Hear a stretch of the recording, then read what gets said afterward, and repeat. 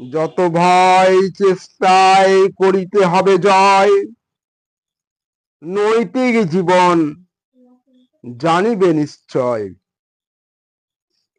সাহসেতে করিয়া দূর সর্বভয়, পারে বল সুনিশ্চিত হবে জয়। আত্মশক্তি রাখো সেই ভক্তি, যত যন্ত্রণা হবে মুক্তি। মানুষের ভয় অবধারিত শত্রু, পরনির্ভর তার নাম মৃত্যু।